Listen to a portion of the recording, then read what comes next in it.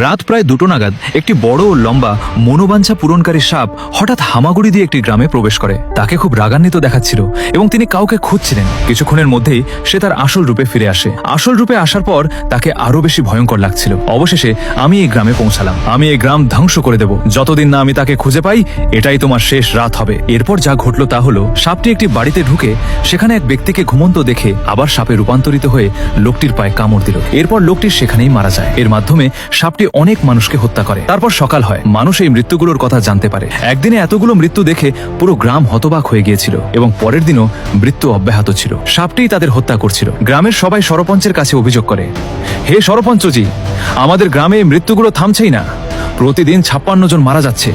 তাছাড়া তার পায়ে একটি কামড়ের দাগ রয়েছে। মনে হচ্ছে এটা কোনো ভূতের কাজ। সবাই শান্ত থাকুন।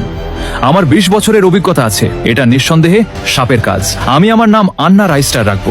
কথা শুনে লোকজন আনন্দে নাচতে শুরু করে। এরপর যা ঘটলো তা হলো, পরদিন সরপঞ্চ লেখকের কাছে এলেন। এই ইডলি, তুমি এখানে কি করে এলে? অ্যানা, তোমাকে আর কি বলবো, আমাদের গ্রামে প্রতিদিন 56 জন মানুষ মারা যায়। আমার মনে হয় এটা সাপের কাজ হতে পারে। অ্যানা, দয়া করে আমাকে সাহায্য করো। ঠিক পরের দিন রাই সাপটিকে বের করে আনার জন্য স্টার বিন বাজাতে বাজাতে পুরো গ্রাম ঘুরে বেড়ায়।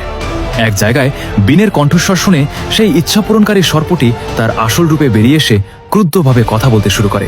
বেল না বাজিয়ে আমাকে ফোন করার সাহস কি করে হয় তোমার? এখন আর পালাতে পারবে না। এটা বন্ধ করো, নইলে আমি তোর সাথে এমন করব যে তুই 7 জন্মেও তা ভুলতে পারবি না। প্রথমত তোমাকে বলতে হবে তুমি কেন মানুষ হত্যা করছো, এই গ্রাম এবং এখানকার মানুষদের কাছ থেকে তুমি কি চাও। এই বলে রাইস্টার আবার বিন বাজানো শুরু করে। হ্যাঁ, দাঁড়াও, ফজলামি করো না, আমি তোমাকে বলবো। আসলে আমি আর আমার বাচ্চা রাস্তা পার হয়ে জঙ্গলের দিকে যাচ্ছিলাম। এমন সময় হঠাৎ পাশ থেকে একটা হলুদ রঙের প্রাণী খুব দ্রুত এসে বাচ্চাটার পিঠে সজোরে আঘাত করলো। ঠিক সেই মুহূর্তে আমার সন্তানটি 2 টুকরো হয়ে যায় এবং যন্ত্রণায় ছটফট করতে করতে মারা যায়। তখন থেকেই আমি সিদ্ধান্ত নিলাম যে ওই হলুদ জিপে যেই থাকুক না কেন, আমি তাকে কিছুতেই যেতে দেব না। আমি যন্ত্রণা খুঁজে চলেছিলাম। এদিকে আমি মানুষ মেরেছি স্টার ভাবে। এই 1 সেকেন্ড, এই পুরো গ্রামে মাত্র একজনের একটি হলুদ জিপ আছে, ওটা হলো সাদা ট্রিপল। তখন ডান দিকের তারাটি সাপের মতো বলে, শোনো, আমি তোমাকে হলুদ জিপের লোকটির ঠিকানা দেব, কিন্তু একটি শর্তে, তোমাকে এই গ্রাম চিরদিনের জন্য ছেড়ে যেতে হবে।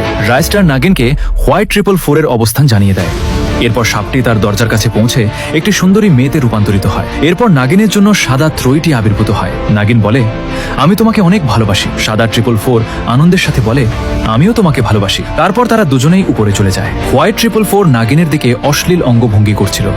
এরপর যা ঘটলো তা হলো, সাপটা তার শরীরের ওপর দিয়ে উড়ে গেল। হোয়াইট 444 এর শরীরের চারপাশে বিভিন্ন জায়গায় ঘুরে অবশেষে তাকে গিলে ফেলে।